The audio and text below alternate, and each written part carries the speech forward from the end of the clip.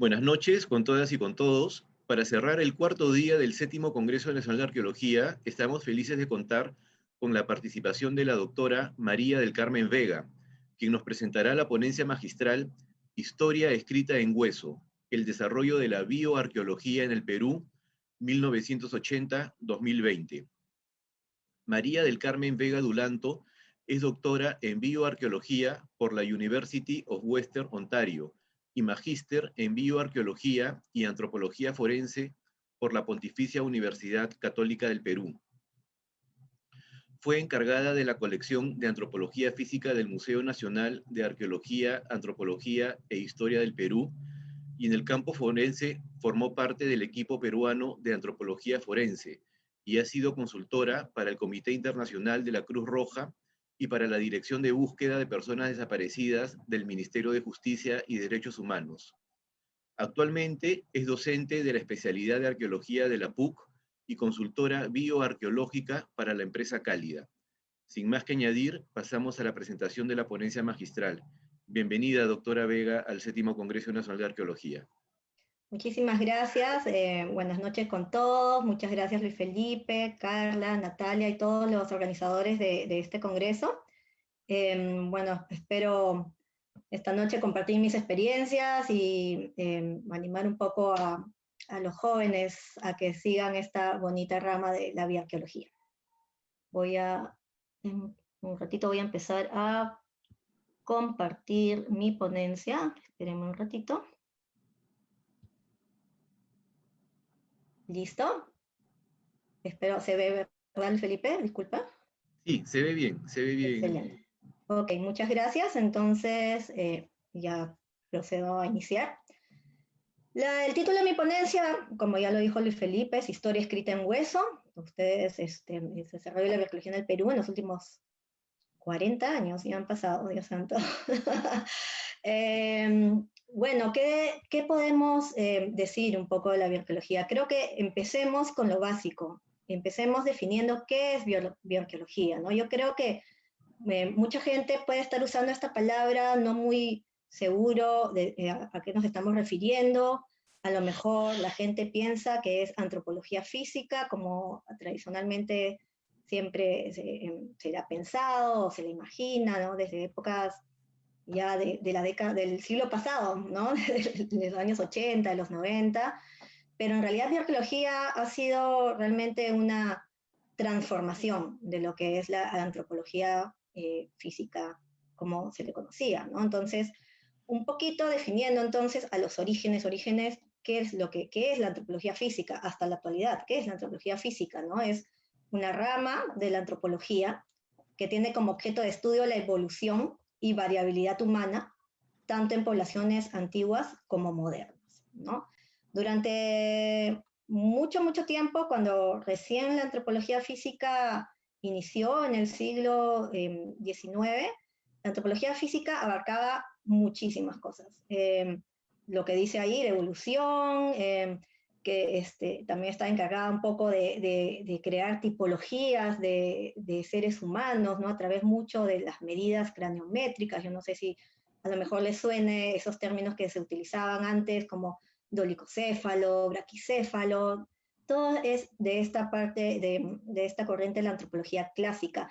Mucho también ver patologías, pero patologías muchas veces no tanto el fin de entender una sociedad en específico, sino como para tener algo interesante que mostrar, ¿no? Como es muy clásico la gente que viajaba a nuestro país, en mucho, por ejemplo, los viajeros del siglo XIX o comienzos del siglo XX, que iban pasando por los sitios arqueológicos y las zonas huaqueadas, o no huaqueadas, a veces hacían sus propias excavaciones para recoger especímenes que llevar a sus museos de sus países de origen, ¿no? Básicamente Europa. Entonces, lo que pasaba mucho es que la antropología física se quedaba mucho en lo descriptivo, ¿no? Entonces, se basaba mucho en hacer estos grupos que les decía los braquicéfalos, dodecacéfalos, en base del cráneo, se basaba mucho por esto en recolectar cráneos. Mucho se excavaba y era muy clásico que al museo solo llegaba el cráneo porque todo el resto del cuerpo no se veía como importante, como que no daba mucha información. Entonces, por eso es que los museos, antiguamente uno visita los museos que tienen muchos años de creación y va a encontrar depósitos inmensos de cráneos y los cuerpos se quedaron o en el sitio de excavación o se separaban a otra sala totalmente distinta, ¿no? Eh, También pasaba mucho con esta rama de la antropología física que al ser meramente descriptiva no se basaba en teorías, ya estoy explicando un poco todas las críticas que recibió la arqueología clásica que se practicó hasta antes de 1950, ¿no? Al ser descriptiva no se basaba en teoría a la hora de hacer ciencia. Se le acusaba mucho de ser especulativa, no se basaba tampoco en métodos matemáticos, estadísticos para probar lo que estaban tratando de demostrar. Racista también, desgraciadamente hay que decirlo, mucho se basaba en hacer estos grupos raciales, ¿no? Cuando ya sabemos toda la carga que tiene esta palabra tan fuerte, usada tan despectivamente. Se trataba también a través el lado oscuro de la antropología física, ¿no? Trataba de demostrar superioridades incluso de una raza con respecto a otra, ¿no? Sobre todo en la época en que estaba creciendo todo este fenómeno del nazismo. Colonialista también ha sido acusada la antropología física justamente por estas expediciones de los museos del hemisferio norte a venir a recolectar eh, restos humanos como si fueran objetos, incluso gente viva, ¿no? O sea, ya están saliendo a la luz todos estos casos de investigadores que en nombre de la ciencia iban y secuestraban personas, ¿no? de comunidades locales, indígenas locales, para llevárselas a exponer, a estudiar, ¿no? Recolectar huesos, cosas realmente una historia negra en lo que es esta rama, ¿no? Y también utilizado con fines políticos también, ¿no? Dentro de lo racista también puedo decir que fue utilizado también para hacer estos famosos grupos criminales, ¿no? Entonces uno decía que si tenías estas características físicas, entonces muy posiblemente ibas o eras ladrón, asesino, violador, etcétera, ¿no? Entonces, tenía la antropología física de esta primera parte del desarrollo de esta rama, bueno, tenía su lado negativo que fue muy criticado, ¿no? Entonces, a raíz de todas estas críticas, es que nace nuevos planteamientos acerca de cómo incorporar el estudio de restos humanos al entendimiento de sociedades pasadas, ¿no? ¿Qué antecedentes podemos encontrar antes de que realmente la palabra bioarqueología llegue para quedarse? Por ejemplo, se tiene un antecedente muy temprano, ¿no? Con el proyecto PECOS, donde el antropólogo físico Hutton, junto con el arqueólogo Kidder, hicieron una colaboración muy estrecha y Hutton se preocupó mucho de ir más allá de lo que era una descripción, ¿no? Entonces, él enfatizó mucho cooperar con los arqueólogos, incorporar metodología nueva, incluso en este proyecto por primera vez se utilizó un método para estimar edad en sínfisis pública, que bueno, actualmente que es el método TOT, que ya no se usa exactamente el método TOT, pero sí variaciones de este método se usa hasta la actualidad, ¿no? Entonces ese fue el gran aporte de Hutton, ¿no? Este proyecto en realidad fue muy pionero porque no solo en este lado de la cooperación arqueología, antropología física, sino también introdujeron, por ejemplo, la etnología para poder comprender las sociedades pasadas, ¿no? Otro antecedente de la bioarqueología muy importante es la propuesta de Washburn en 1951 de la nueva antropología física. Él hizo todo un artículo que se dedicó básicamente a criticar la antropología física tradicional, justamente por ser descriptiva, poco científica, no usar teoría, técnicas muy básicas, ¿no? Que sin prueba de hipótesis, ¿no? Entonces él lo que dijo fue, hagamos algo nuevo donde superemos todo esto y ya nos dedicamos a responder problemas antropológicos, ¿no?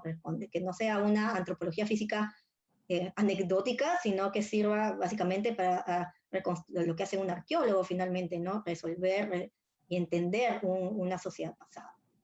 De ahí también, por supuesto, poquito después de la propuesta de Wortmann, ya viene todo el movimiento de la nueva arqueología, que bueno, los arqueólogos estamos muy familiarizados con eso, ¿no? Que es una corriente teórica de los 60, ¿no? Que va de la mano con las nuevas tecnologías que vienen de esa época, ¿no? Como el ADN, las estadísticas multivariables, los elementos traza, ¿no? Todo eso lo que hace es que haya esta búsqueda de volver a la arqueología científica, acercarla a las ciencias puras, ¿no? Entonces también de eso se nutre a la bioarqueología en su origen. Y de ahí corrientes teóricas como la ecología cultural prehistórica, y también es muy importante para el desarrollo de lo que es la bioarqueología norteamericana, que influencia mucho aquí en nuestro país, es la enseñanza en este enfoque de los 4 campos que se tiene de la antropología norteamericana, que pasaré ahorita a explicarlo un poquito para los que no están familiarizados con ellos. En el modelo norteamericano, básicamente Estados Unidos y Canadá, las escuelas de antropología están divididas en grandes campos, 4 campos, ¿no? Que son la antropología sociocultural, que es lo que aquí en Perú enseñan como antropología a secas, la antropología lingüística, que es la que va a ver todas las variaciones que hay en diferentes comunidades de la lengua, del idioma y la lengua. De ahí tenemos a la arqueología dentro de antropología, por eso a veces hay como esas confusiones de la gente que tiene doctorado, alguien que se va a hacer su doctorado a algún país norteamericano y regresa con un título que dice antropólogo, y eso como que causa un poco de sorpresa, ¿no? Entre la gente que no está familiarizada con el sistema, entonces dice, pero él no es arqueólogo, es antropólogo. Pero no, es que siguió dentro de la escuela de antropología la rama de arqueología, solo que el diploma te sale como antropólogo, ¿no? Por ejemplo, mi diploma de doctorado dice antropólogo, pero yo no llevé más que unos pocos cursos de sociocultural, ¿no? Mi fuerte fue la parte de antropología biológica. Y bueno, y esa es justamente la 4ª rama, la antropología biológica, que también más comúnmente se le conoce como antropología física, ¿no? Yo ya me quiero divorciar un poquito de ese nombre, antropología física, justamente por toda la historia negra que tiene, ¿no? Entonces a mí me gusta como hacer un borrón y cuenta nueva, como que hace algo nuevo, se hace más o menos lo mismo, como más avanzado, pero ya no es lo mismo, ¿no? Entonces ya hemos superado los problemas de los orígenes, ¿no? Y dentro de la antropología física vamos a encontrar, o antropología biológica, vamos a encontrar especializaciones, ¿no? En la primera época la antropología física era todo en global, no había mayor especialización, pero con el tiempo sí, con la acumulación de tecnología y conocimientos ya se vio esta necesidad de especializarse en campos específicos. Yo aquí solo estoy mencionando 3 de ellos, pero en realidad son más, que son la paleoantropología, que ve todo lo que es, voy a cambiando, ¿no? La paleoantropología, que va a ver todo lo que es el humano, la evolución, sus ancestros, ¿no? Vamos a tener también una rama muy conocida, también bastante popular aquí en Perú, que es la antropología forense, que lo que va a ver es pues, los restos esqueletizados dentro de un proceso judicial para buscar un culpable de algún crimen o bueno, una vertiente humanitaria si simplemente se quiere identificar y devolver los restos a sus seres queridos. Y tenemos como la tercera rama principal en la antropología biológica a la bioarqueología, que es lo que estamos viendo ahora, que es básicamente el estudio de restos humanos dentro de un contexto arqueológico. Entonces, hablando un poquito de cómo así surgió la palabra, ¿no? La palabra no surgió de la nada. La primera vez que un académico utilizó la palabra bioarqueología fue en el Reino Unido. Graham Clark hizo un paper, un artículo, una investigación que se llamó Star Car, a Case Study in Bioarchaeology, ¿no? Star Car, un caso de estudio en bioarqueología. Pero él no se estaba refiriendo a análisis de restos humanos, su análisis fue básicamente faunísticos, ¿no? Entonces, que eran recuperados con técnicas arqueológicas. Entonces, él fue el primero en que utilizó esta palabra, pero no en el contexto que lo usamos ahora. Pero ya la primera persona que realmente ya usó ese término, como ya lo conocemos hasta ahora, es una de las antropólogas, una bioarqueóloga muy, muy famosa, Jane Dijkstra, en el año 76, en el primer encuentro de la Sociedad Antropológica del Sur. Y ella hace este énfasis de la importancia de integrar, de hacer una intervención multidisciplinaria, ¿no? Que los osteólogos humanos no estén separados por la vida como si fueran una tribu aparte, ¿no? Sino que era necesario integrar los conocimientos y los datos que generan los osteólogos, los antropólogos físicos, con otras disciplinas, todo esto para ponerlo al servicio de conocer nuestro pasado, ¿no? El pasado de diferentes sociedades. Y si uno busca diferentes libros sobre cómo definir la bioarqueología, vas a encontrar un montón de definiciones, ¿no? Pero aquí yo he puesto así en rojo como que las palabras claves de las principales definiciones que he encontrado. He puesto solo algunas, ¿no? Por ejemplo, Beck en el libro de bioarqueología pone el análisis contextual, ¿no? Entonces en rojo contextual de poblaciones humanas de sitios arqueológicos, la cual utiliza la biología esquelética y la arqueología, estos dos también subrayados, en combinación para formular preguntas no sobre cómo la gente murió, sino sobre cómo vivieron, a través del enfoque de osteografía de los individuos y las adaptaciones bioculturales de las poblaciones vistas a través del lente del contexto arqueológico. Entonces quédense con las palabras contexto, biología esquelética y arqueología, que más o menos se van repitiendo en todas las demás, ¿no?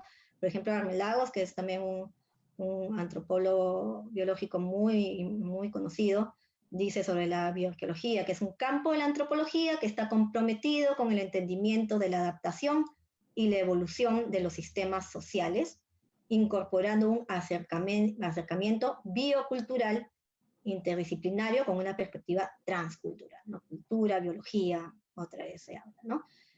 Larsen, otro famoso también, una disciplina emergente que enfatiza el componente de la biología humana del registro arqueológico, ¿no? Que resalta la interacción entre la biología y el comportamiento y el rol del ambiente en la salud y estilo de vida, ¿no? Hay definiciones donde ponen mucho más énfasis en lo que es el medio ambiente, no solo en la cultura. Y bueno, y finalmente ya para terminar nuestra lluvia de conceptos, me quedo con esta que me gusta mucho por simple, pero que resume muy bien, ¿no? Zuckerman y Armelagos, que dice, tal vez la discusión más importante entre este paradigma y otros en la antropología biológica es que ella explícitamente considera los componentes sociales y culturales del ambiente, así como el físico con respecto a la adaptación humana, ¿no? Entonces, todas las traducciones son mías y las énfasis son mías. Entonces, en conclusión, podemos ver que para hacer bioarqueología uno tiene que tener tres conceptos súper claros que interactúen entre sí, ¿no? La parte biológica, la arqueológica y la cultural. Sin contexto, no se puede hacer bioarqueología, ¿no? O sea, te quedas en simplemente descriptivo, tu esqueleto queda anecdótico, pero sin poner un contexto cultural y arqueológico, no puedes interpretar ni ayudar a resolver problemáticas del pasado. Entonces, ¿cómo es la bioarqueología actualmente? ¿Qué influencias tiene?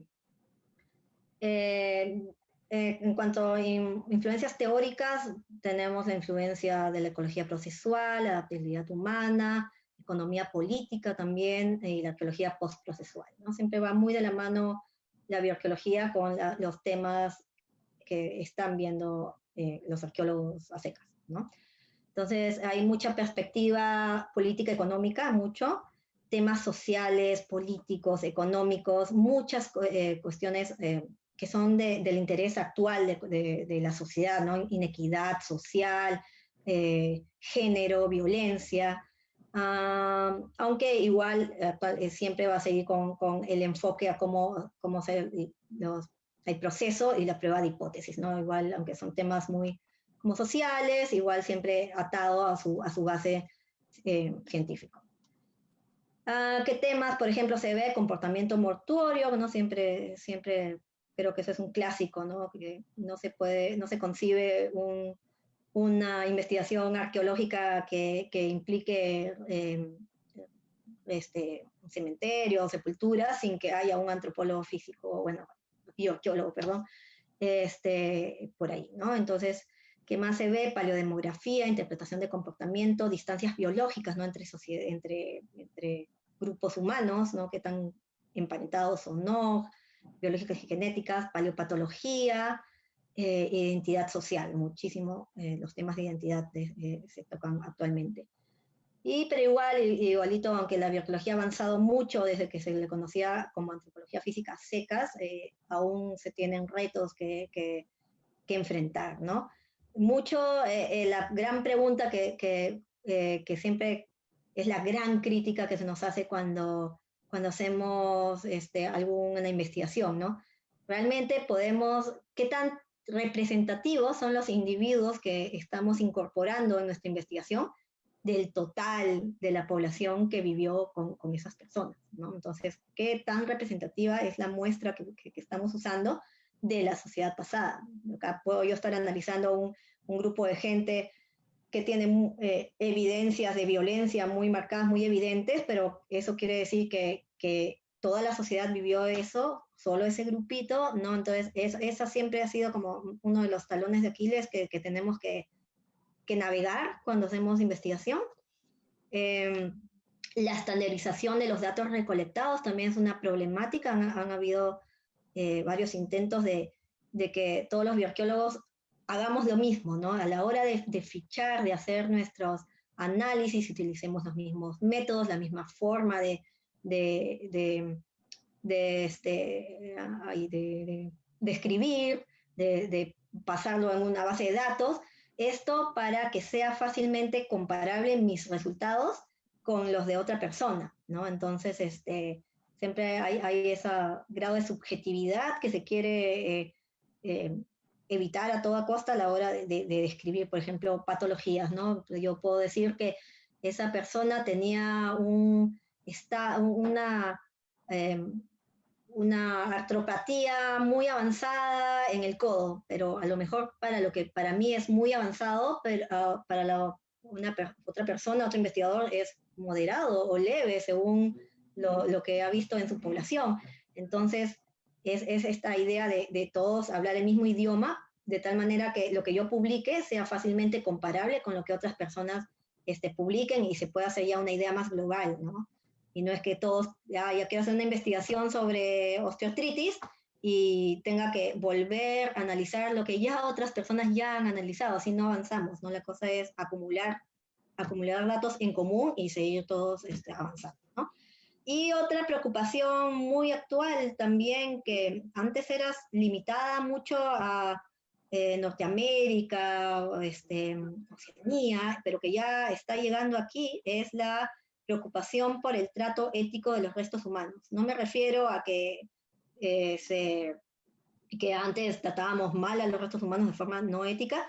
Sin embargo, lo que noto es que hay más preocupación actualmente, ¿no? Y, por ejemplo, con decirles algo muy, muy actual y muy de ahorita, ¿no?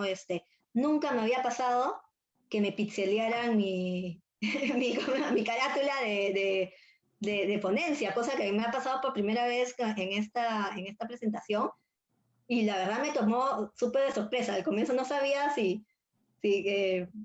sé, fue muy sorpresivo, pero bueno, me parece bien que ya se esté tomando esas preocupaciones por qué se muestra, qué no se muestra, son nuestros ancestros, cómo presentarlos, siempre con respeto, por supuesto, y esto también jala jala a otros temas, como por ejemplo exponer o no exponer restos humanos en un museo, por ejemplo, ¿no? Entonces, nos las pone difícil a los bioarqueólogos a la hora de difundir nuestros conocimientos, nuestros avances, pero es un bonito reto, un reto necesario que se tenía que tomar en algún momento.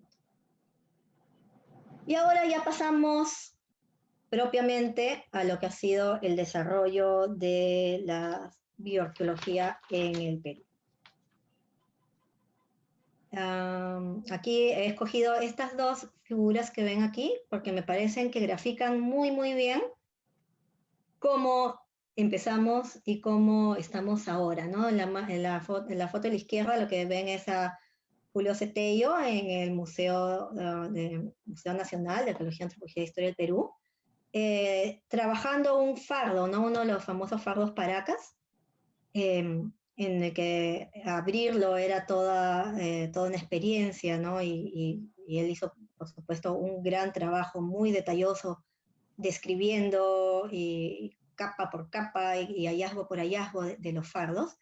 Sin embargo, ya con la evolución de la tecnología, llegamos a, por ejemplo, a lo que está haciendo Lucía Watson, que deben haber visto a Lucía todas estas semanas presentando su investigación que hace de la mano con el doctor Nelson y otros investigadores, de cómo ahora el avance de la tecnología te permite hacer un trabajo similar a lo que hizo Tello, pero sin necesidad de abrir ya el fardo, ¿no? Entonces, me gustó poner estas dos imágenes contrapuestas como para que se vea cómo hemos ido avanzando, ¿no? No de esta forma, de ninguna manera estoy criticando el trabajo que hizo Julio Cetello en su época. Obviamente, a todas las personas se nos va a juzgar de acuerdo a nuestro patrón, lo que vivimos, nuestro contexto científico y cultural actual, ¿no? Nosotros tenemos,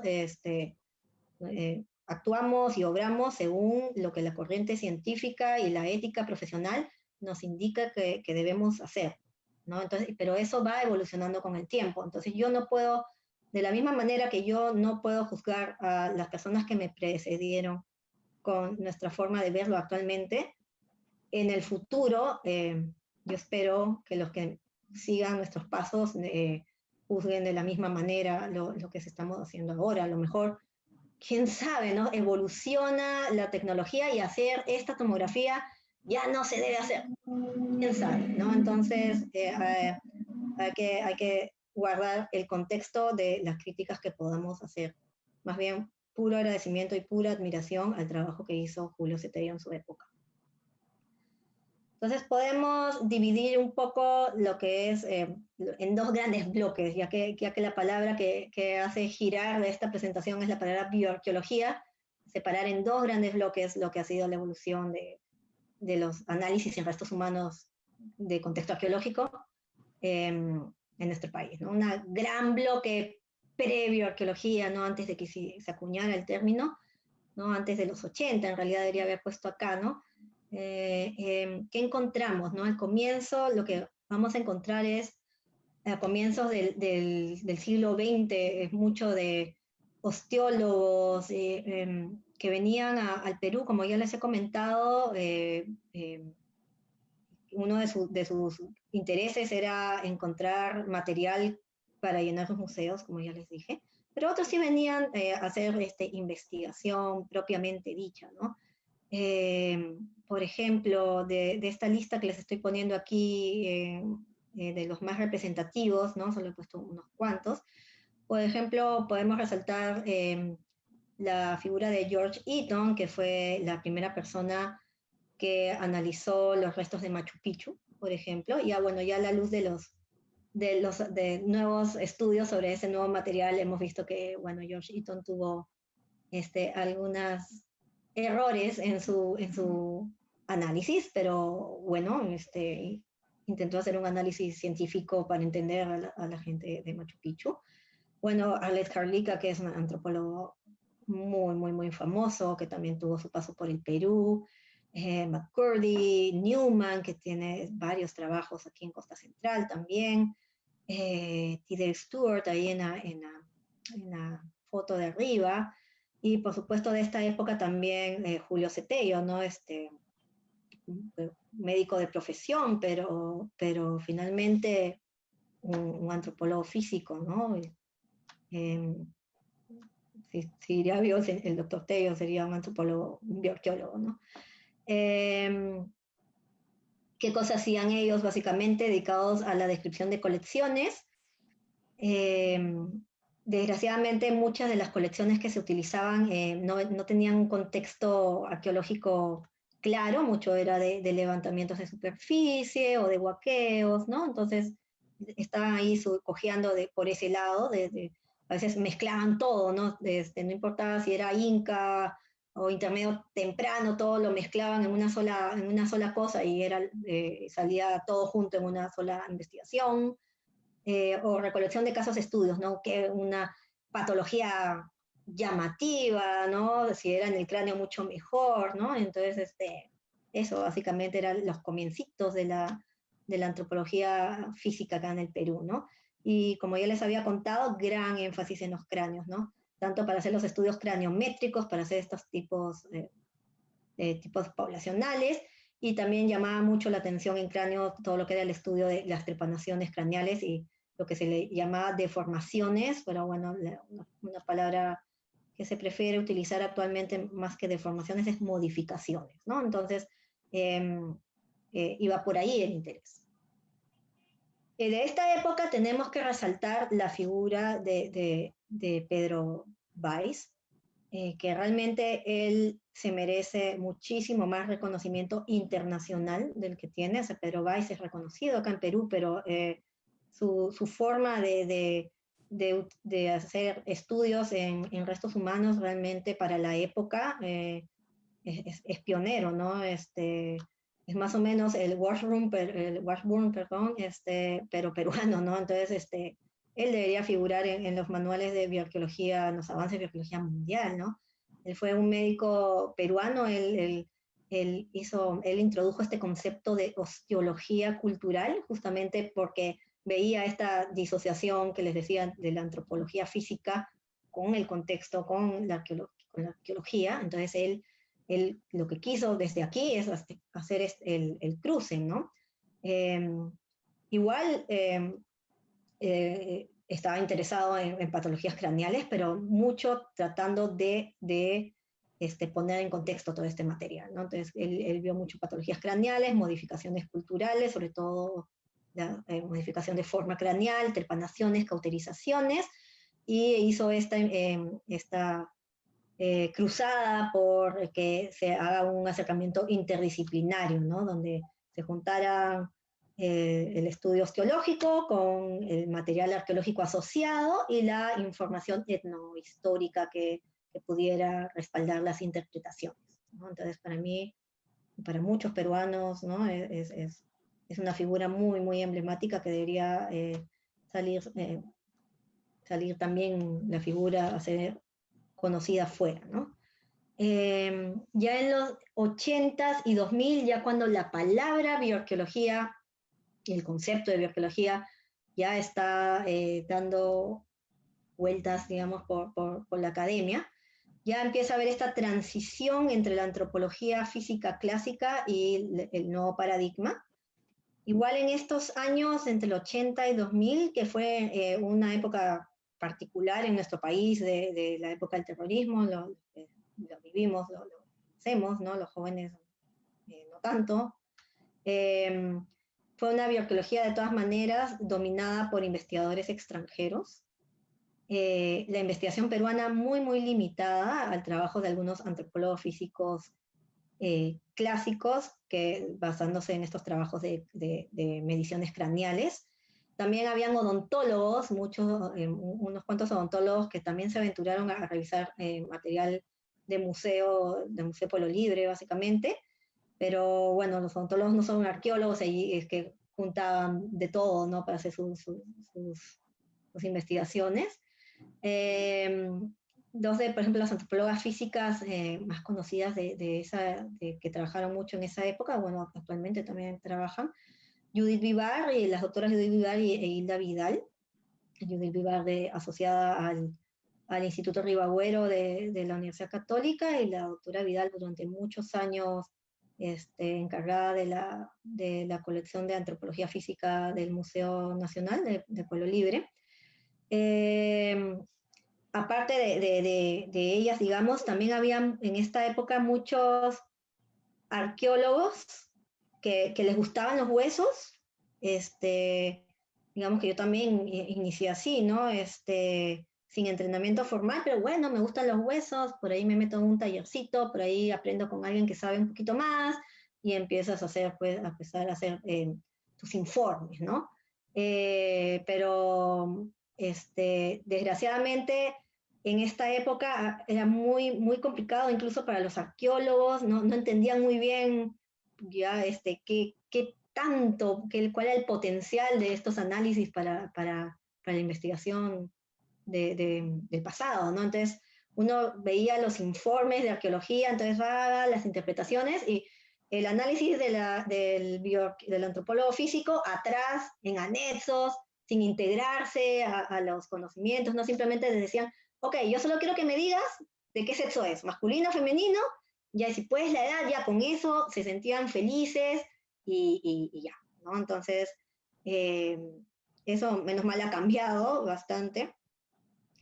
De esta época también hay que ensalzar el trabajo de la doctora Hilda Vidal eh, poniendo en valor la colección de antropología física, ¿no? Del Museo de Pueblo Libre. Aquí tienen un par de fotos que tomé durante mi paso por esa colección.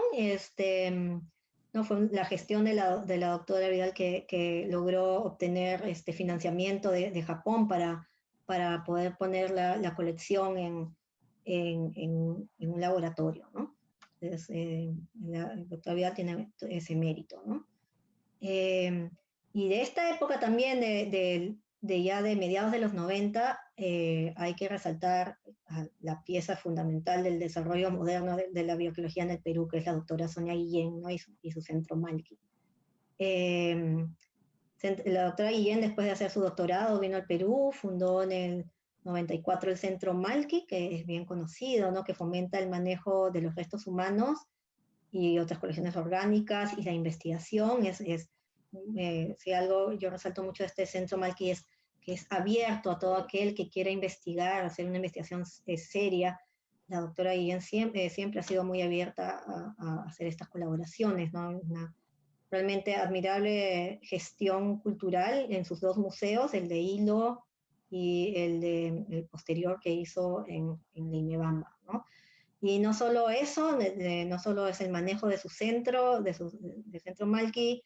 La doctora Guillén también tiene el mérito de haber sido la impulsora de desarrollar la que hasta ahora ha sido la única maestría en bioarqueología de la Católica, ¿no? Que es una maestría de antropología forense y bioarqueología. Di mal el orden cuando les di mi sumilla, es la primera antropología forense y bioarqueología. Y que si bien es cierto, el peso mayor de la maestría fue antropología forense, también tuvo su componente bioarqueológico. Una de las clases, la de excavación, todo fue en el centro Malqui de Hilo. Entonces, la autora Guillén es bueno, pues pieza angular de lo que ha sido la bioarqueología en estos últimos años. Desde el centro Malqui, la doctora Guillén también impulsó la organización de dos grandes eventos internacionales muy prestigiosos. El primero en el 2011 del PAMINSA, ¿no? La Asociación de Paleopatología en Sudamérica, y en el 2016 el 9º Congreso Mundial de Estudios sobre Momias, ¿no? Pasando un poco a cuáles son los temas, yo pensé que me iba a quedar corta y ya, ya estoy bien en tiempo. ¿Qué temas son de esta mitad del año, de las décadas populares entre el 80 y el 2000, los estudios paleoepidemiológicos, paleopatológicos, pero muy marcados como que a entender una enfermedad en específico, ¿no? Sobre todo mucho tuberculosis. Mira, acá se me comió infecciosas como quise decir como la tuberculosis y las tripotematosis. Sacrificios humanos muchísimo, impacto del sedentarismo, esto sobre todo con los estudios de Bob Benford y sus alumnos, estudios de momias, por ejemplo, Marvin Allison, la doctora Guillén, Guido Lombardi, modificación interpersonal craneal, ¿no? De esta época también son John Verano, que ha hecho toda una carrera en nuestra costa norte, y trayendo alumnos no solo de extranjeros, sino también siendo mentor de gente de aquí local. Ya pasando ya a los últimos 20 años, tenemos como que los temas siguen siendo parecidos en algunos aspectos, pero en otros han surgido nuevos temas, sobre todo de temáticas sociales. Sigue el interés por la paleoepidemiología, pero ya no tanto por explicar una enfermedad, sino más el impacto de la enfermedad en determinada sociedad. Sacrificios humanos y uso ritual del cuerpo es un clásico que creo que nunca pasará de moda. Conflicto, muchísimo en conflicto, Tiffany Tung, por ejemplo, ¿no? Una de sus grandes expositoras, imperialismo también, Tiffany Tung, con todo lo que ha sido el impacto del contacto español con nuestra sociedad hispánica. Isótopos muchísimo, eso también es todo un boom, ¿no? Análisis de isótopos para reconstrucciones de dieta y migración en el pasado. Y como ya les había comentado, los estudios de tomografía computarizada para estudio de fagos y momias, donde por ejemplo tenemos los estudios de Lucía Watson que hace en conjunto con el doctor Andrew Nelson, como ya les había comentado. Y ahora vamos a pasar un poquito cómo se forma un bioarqueólogo peruano, ¿no? ¿Qué se hace para ser un bioarqueólogo acá en Perú, ¿no? Primero que nada, disculpen un poco el limeñismo, solo puse las universidades donde se estudia arqueología en Lima, por falta de espacio básicamente, pero bueno, hay muchísimas más escuelas en provincias donde se enseña arqueología. Entonces, lo que tenemos que explicar un poquito es que somos diferentes al modelo norteamericano que ya les expliqué, entonces, ¿no? Que se acuerdan de los 4 campos, ¿no? Donde están todos juntitos, los socioculturales, los lingüistas, los arqueólogos y los antropólogos físicos están todos juntos, ¿no? En una sola escuela. En Perú no es así, ¿no? Hay como que 2 grandes bloques, ¿no? Tenemos el bloque mayoritario, que es las diversas universidades públicas, no sé si todas, pero una buena parte cumple esto, ¿no? Que dentro de la Facultad de Ciencias Sociales uno encuentra antropología, la sociocultural, de que ve personas vivas, comunidades vivas de ahora, y arqueología, ¿no? Ahí juntas dentro de la escuela, la especialidad de la Facultad de Ciencias Sociales. En la católica es distinto. Tenemos antropología dentro de ciencias sociales y separada en otra esquina en la arqueología en letras y ciencias humanas, ¿no? Eso, ¿por qué es así? ¿Por qué la católica le ha dado la contra a todos? Es básicamente por el origen de sus fundadores, ¿no? Dos de sus fundadores principales son europeos, donde la arqueología está más atada a la historia, entonces es más visto como como letras, ¿no? Entonces, arqueología, cuando se fundó la especialidad de arqueología, fue a parar a letras y ciencias humanas junto con historia. Por eso es que en católica es distinta, aunque yo en realidad apoyaría más esta forma de verlo, ¿no? Pero entonces, bueno, ¿quieres ver restos humanos? ¿Te gusta? Hay gente que sale de la antropología, gente que sale de la arqueología. Yo recomiendo que si quieres ser bioarqueólogo, estudia arqueología. Pero la bioarqueología, la parte biológica, como pregrado no existe, ¿ok? Entonces, ¿qué haces, no? Entonces, en antropología y en arqueología, en ambos lados, hay sus cursos de osteología, pero así como estamos de acuerdo que un curso de introducción a la arqueología no te hace arqueólogo, un curso de osteología no te hace bioarqueólogo, ¿no? Entonces, ¿qué hacer? ¿Qué hacer? No hay pregrado, lo que toca es a toda persona que quiera hacer bioarqueología de manera seria, ya no estamos en la época del empirismo, de aprender solito, ¿no? Toca salir a buscarte una maestría o un diplomado para afianzar tus conocimientos y formalizar, ¿no? Entonces, como yo ya les había contado, en Perú la única maestría que había donde hay componente bioarqueológico fue el que se dio en la Católica del 2007 al 2009. Yo soy de esa maestría, tuve esa suerte de poder cursarla. Y de ahí salieron compañeros muy entrañables que quiero muchísimo, ¿no? Bueno, ahí en las fotos ven a Melissa Lunta, Elsa Tumasto, Evelyn Guevara, a Marcela Urizar, ¿no? Y, ¿no? También gente de Chile, Chile que es Marcela, ¿no? De Colombia, y fue una maestría muy exitosa, tuvo como 20 alumnos más o menos, aunque como ya les había contado, como que la mayoría es más tirada a la parte de antropología forense, ¿no? Hubo otras iniciativas educativas, pero más tiradas netamente a la antropología forense, ¿no? A la bioarqueología. San Marcos abrió una diplomatura en el 2006, tuvieron 10 alumnos, tengo entendido que desgraciadamente no recibieron apoyo para continuarla, entonces quedó ahí. También de esta segunda no la conozco tan bien, pero sé que la UNSA también sacó una segunda especialidad en antropología física y forense. Leí el programa y era básicamente forense. Tuvo, al parecer, 2 promociones, 2011 y 2013, por lo que he visto en la página web. Ignoro si se llegó a abrir la del 2013 o si después hubo, pero de ahí vi que la universidad hizo un documento donde, entre otras, decía que por todas estas cuestiones de entrar a la SUNEDU, de formalizar la universidad para que entre a SUNEDU, ya no se iba a dictar más esta especialidad, ¿no? Entonces nos hemos quedado huérfanos de formas de formalizarse, ¿no? Entonces, aquí es un poco cómo que peruanos tienen actualmente posgrados en bioarqueología, ¿no? Desde el 92.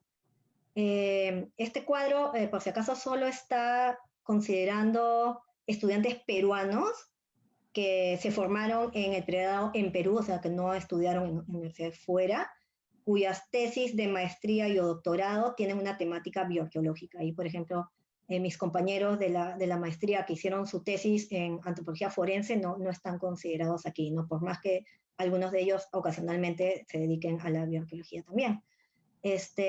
Bueno, en el 92 está el doctorado de la doctora Guillén, de ahí hubo un hiato muy, muy grande hasta el 99, donde Guido Lombardi sacó su maestría. Ya en el 2000, otro hiato, super hiato, hasta el 2008, donde Marta Palma sacó su maestría. Ya en el 2009 en el pico, porque ese es el año en que sacamos la maestría con tema bioarqueológico puro, Melissa Lung, Elsa, Evelyn y yo. En el 2010, déjenme acordar, tengo un papelito. En el 2010 me parece que fue Luis Peso, sí, efectivamente, Luis Peso sacó su maestría. En el 2011, Micaela Álvarez sacó su maestría. En el 2012, Lucía Watson sacó su maestría.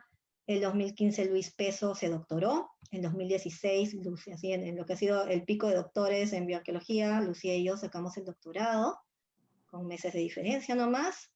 Y en 2018 tuvimos 2 magíster, Katia Valladares y Brady Quispe. Y en 2009, Elisa Orellana sacó su maestría, y actualmente en esa barrita ploma que ven ahí que dice 2020 están la gente que actualmente ha pasado ya al nivel de estudiante doctoral, todavía no terminan, pero están en proceso de ser, o sea, serán nuestros próximos doctores en bioarqueología, que son Brady, Micaela, Elsa, Melissa, Evelyn y Elisa, ¿no? Entonces, algunos dirán que es mucho, algunos dirán que es poco, pero se ve claramente que han habido como que 2 oleadas, ¿no? Entre el 2008 y el 2012 una oleada, y actualmente viene la segunda ola, ¿no? Entonces yo espero que haya una tercera ola, esperemos pues de que localmente se apueste, ¿no? Las universidades apuesten por la enseñanza en bioarqueología, ¿no? Lo que podemos ver, notar, viendo las personas que hacen posgrados en bioarqueología, ¿qué ha sido? Básicamente, no digo exclusivamente, pero sí que predomina que sean mujeres, no me atrevería a decir que cisgénero, limeñas, ya sea por nacimiento o porque hacen carrera en Lima, y que tienen un pregrado en arqueología, digamos, esa es la predominancia que hay, ¿no? ¿Qué perspectivas laborales tenemos? Tenemos la academia, es enseñar bioarqueología en las universidades o hacer investigación, camino difícil, eh, muy pocos puestos, no hay hasta ahora como que plazas fijas para un bioarqueólogo dentro de una universidad, ¿no? Siempre es como que profesor por horas, ¿no? La consultoría independiente, que es como que el máximo bastión que se tiene, ¿no? Dar servicios profesionales a proyectos, ya sea de investigación o de evaluación arqueológica, que a eso yo me dedico bastante. Y trabajaba en el Ministerio de Cultura, que tiene sus, ahorita me cuelgan, ahorita me cuelgan, que tiene sus pros y sus contras, es lindo, yo guardo muchísimos lindos recuerdos de mi paso por el Museo Nacional de Arqueología. Desgraciadamente creo que no es ningún secreto que del presupuesto del Ministerio de Cultura muy poco se va a museos, ¿no? Los especialistas no son pagados lo que deberían ser pagados, especialmente en el museo más emblemático que tenemos, ¿no? Esperemos que eso cambie con el tiempo. Y ya un poco cerrando, ¿no? Las publicaciones, ¿dónde publicamos y qué publicamos los bioarqueólogos, ¿no? Entonces hay estas revistas, como que las principales, no hay más, pero digamos las más emblemáticas, American Journal of Physical Anthropology, el International Journal of Archaeology, el International Journal of Paleopathology. Esta es parte de un extracto de una ponencia que hicimos en el 2014 entre Lucía Watson y yo. Esta parte la hizo Lucía, que se hizo todo un trabajo muy detallado de ver año por año, no década por década, en realidad, qué cosas se publicaba, ¿no? en estas revistas con respecto a biología, ya hizo antropología biológica en general, ¿no? Donde con temática peruana, la American Journal of Physical Anthropology se lleva la mayor parte, ¿no? Y con un pico muy alto en los 70s y después baja un poco debido a la época del terrorismo y después ya del año 2000 ya vuelve a crecer.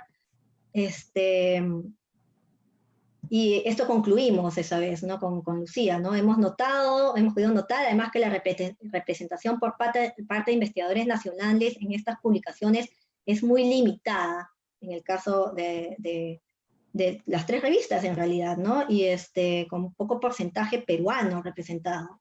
Yo me tomé, no pude por falta de tiempo hacer un análisis tan fino como el que hizo Lucía para los últimos años, le he dado una chequeada a ver cómo vamos, y desgraciadamente la cosa no va mucho mejor, ¿no? Vamos igual, ¿no? Las zonas más trabajadas, también el análisis de Lucía solo para bioarqueología publicada en el American Journal of Physical Anthropology, son las que ven aquí, ¿no? La Sierra Sur, Cusco y Ayacucho, Costa Sur, Ica, Lima, Central, y la parte de la costa norte son como que las zonas preferidas, ¿no? de los bioarqueólogos, ¿no? Hay mucha zona desatendida de la bioarqueología.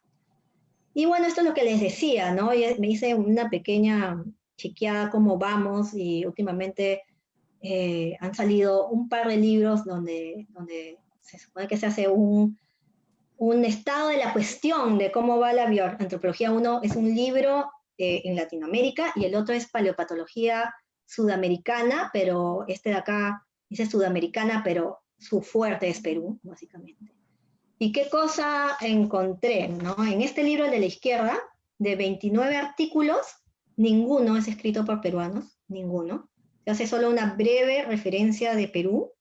Un artículo es de forense y el otro artículo es de bioarqueología. Se hace brevísima mención de Perú y está escrito por colombianos. Y el de la derecha son 14 artículos y solo un artículo, que es el de Elsa Tomasto, es de un peruano, ¿no? Una peruana en este caso, ¿no? Entonces, ahí está mi cara cuando me di cuenta, ¿no? ¿Qué pasó, no? Entonces, no es que no haya gente haciendo investigación bioarqueológica, ¿no? Entonces, eso es un ejemplo de lo que denominamos colonialismo académico, ¿no? Es una pena que esto esté sucediendo. Pero bueno, tampoco hay que echarle tanto la culpa solo a ese lado. O sea, sí tienen responsabilidad el colonialismo académico un poco, pero también un poco nosotros tenemos que hacernos visibles, ¿no? Ahorita estamos un poco invisibles, no estamos publicando lo que deberíamos, ¿no? Entonces también es una autocrítica a nosotros. Pero ya ahora sí, ya terminando, hemos hecho esta iniciativa, es ahora el Publicherry, esta iniciativa con colegas de diferentes universidades, que ha sido un gusto trabajar con ellos, conocerlos algunos por primera vez, en que queremos revertir eso, ¿no? Dejar que nosotros mismos hablemos, que se difunda lo que hacemos, publicar lo que hacemos en nuestro idioma, y es a partir de la siguiente semana, están todos invitados, son 4 semanas de pura antropología biológica, donde bioarqueología es uno de los platos fuertes. Iniciamos el martes con bioarqueología histórica, jueves con paleopatología, y así tenemos muchos temas que ver, y por favor, están todos invitados, y nada, eso. Y muchas gracias.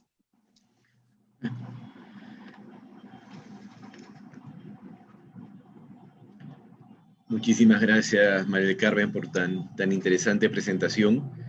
Antes de pasar a leerte las preguntas que me han hecho llegar, permíteme hacer un brevísimo comentario personal. Cuando hablabas de las críticas a la antropología física tradicional del siglo XIX, los primeros años del siglo XX, vino a mi mente inmediatamente el caso del hombre de Piltdown, ¿no? Que es algo que leí de niño en una revista antigua que tenía mi papá en casa y que en ese momento posiblemente no la entendí y después ya lo vi en la universidad, pero posiblemente sea uno de los casos más evidentes del uso racista de la antropología física tradicional, ¿no?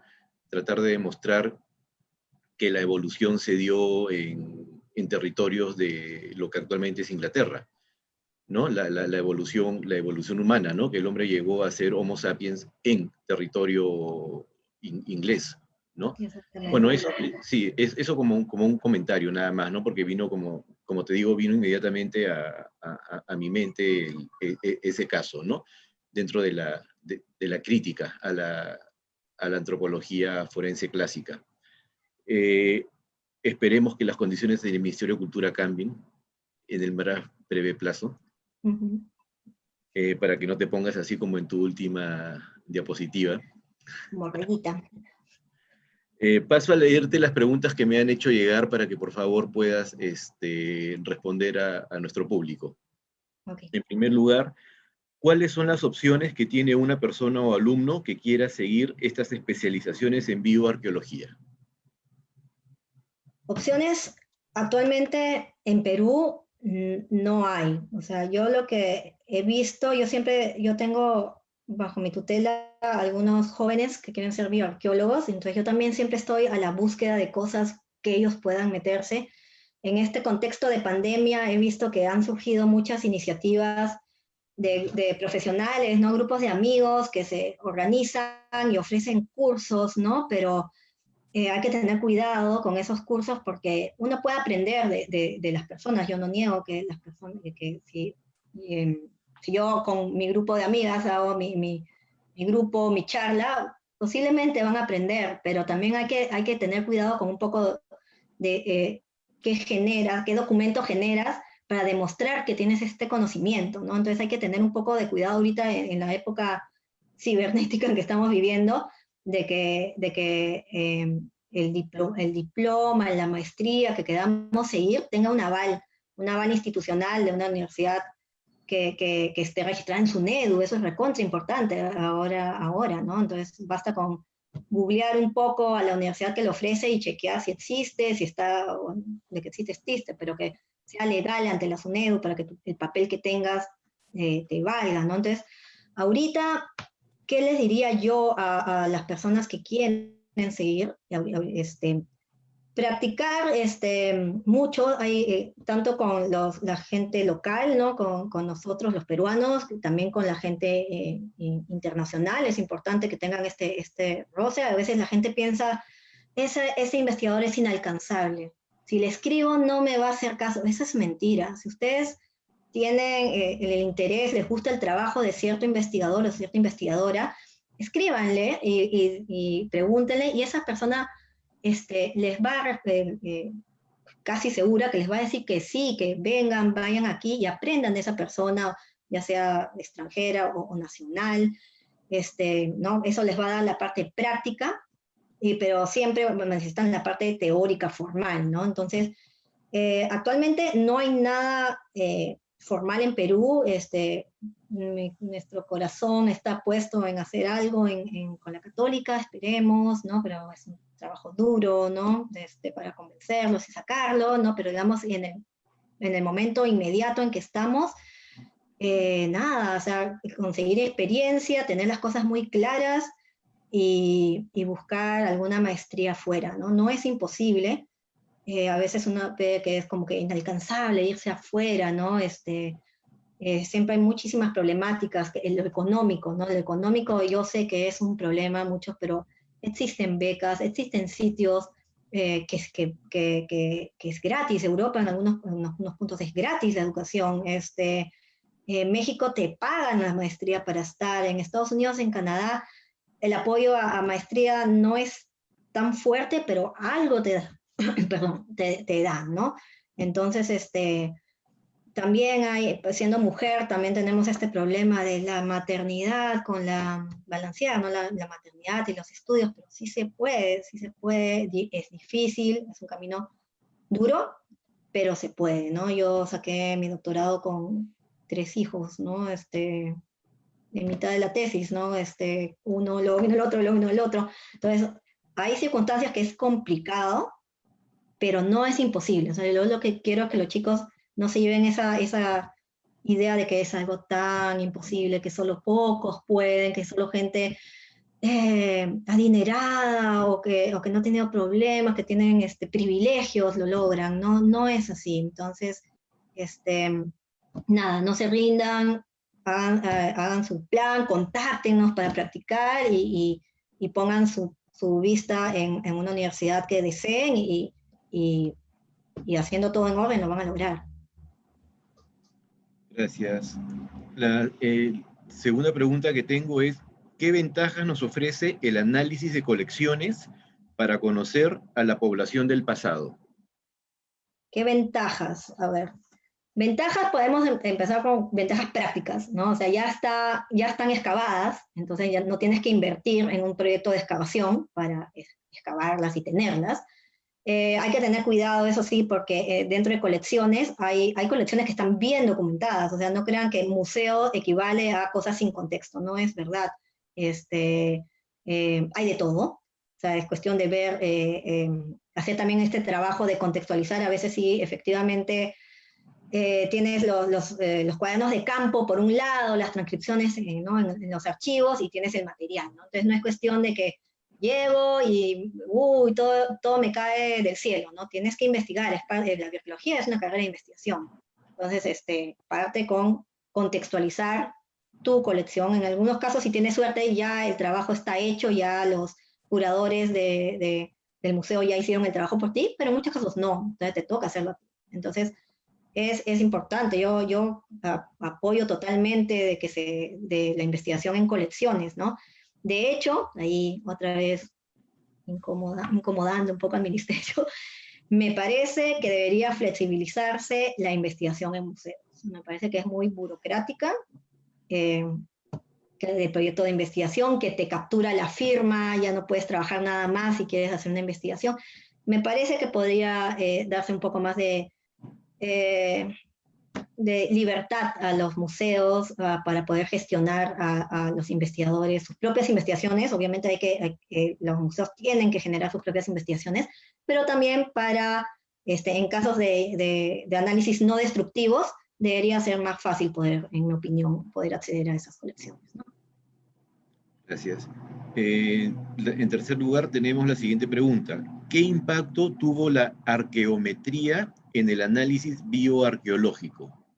Muchísima, es una revolución, ¿no? La arqueometría es todas estas técnicas de las ciencias duras, ¿no? La física, la química, la biología, al análisis, ¿no? Entonces, por ejemplo, ¿no? La foto que les puse, la tomografía computarizada es una técnica arqueométrica, entonces se ha pasado que para poder entender el proceso ritual de enfardelamiento, de tener que abrir el fardo a no tener que hacerlo. Esa es una revolución.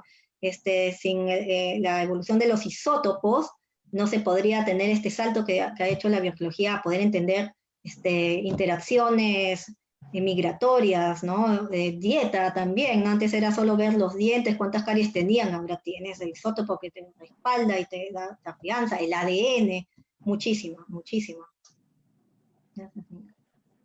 La siguiente pregunta es, ¿qué medidas se tendrían que tomar para diversificar el perfil de las bioarqueólogas? ¿Qué medidas? En realidad es un poco de gusto, porque no es como que te enseñen de chiquita, ¿no? Los hombres juegan fútbol y las niñas analizan huesos. No, no es así, no es como una estructura social que te condicione a que te guste. ¿Por qué? No, no, es una cosa que en realidad no nos hemos puesto a pensar por qué es, ¿no? Entonces, a lo mejor el perfil es qué gente le gusta más, es dentro de los arqueólogos la gente que le gusta lo biológico, ¿no? Cuando yo entré a arqueología, yo ya sabía que quería esta parte, no quería analizar cerámica, de hecho en mi práctica preprofesional tuve que analizar como 20 sacos de cerámica, ese fue mi castigo, ¿no? Entonces, en esta tierra, entonces fue horrible.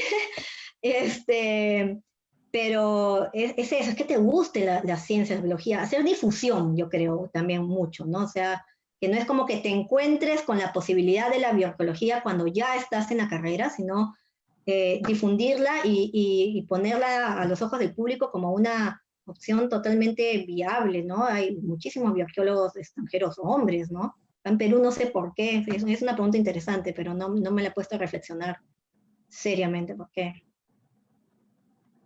A ver, la siguiente pregunta es, además de iniciativas como el webinar de la próxima semana, ¿qué opciones a futuro hay de publicación de artículos de bioarqueología en castellano?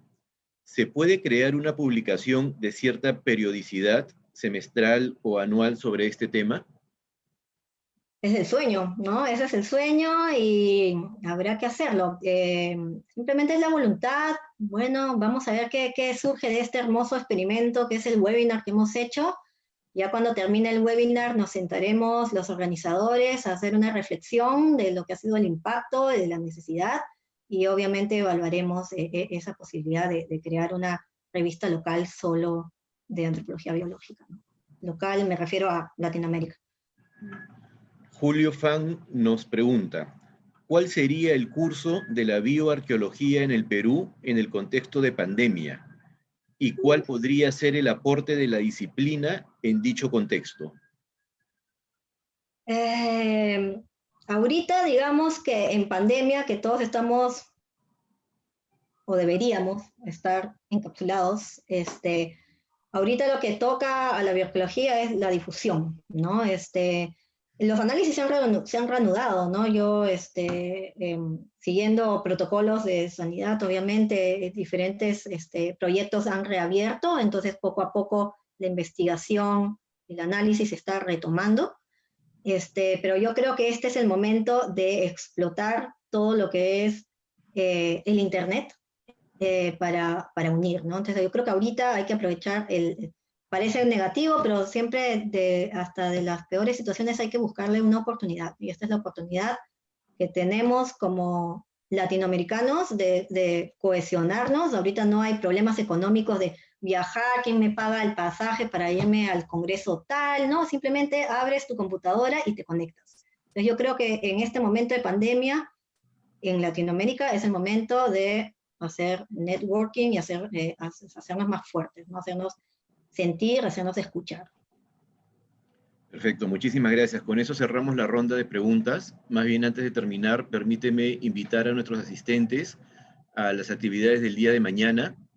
Mañana a las 2 de la tarde tendremos el simposio temático La educación patrimonial desde los espacios museales, transmitida por el fanpage de Cultura 24 TV, y el simposio temático ¿Qué nos dice el paisaje sobre el pasado?, transmitido por la página web de Cultura 24. También les recordamos que ya están disponibles en la página web del Congreso Nacional de Arqueología la exposición de pósters académicos, la feria de iniciativas y la feria de libros. Nuevamente, Mari Carmen, muchísimas gracias por acompañarnos en esta jornada del 7º Congreso Nacional de Arqueología. Muchas Buenas gracias. noches con todos. Buenas noches, gracias.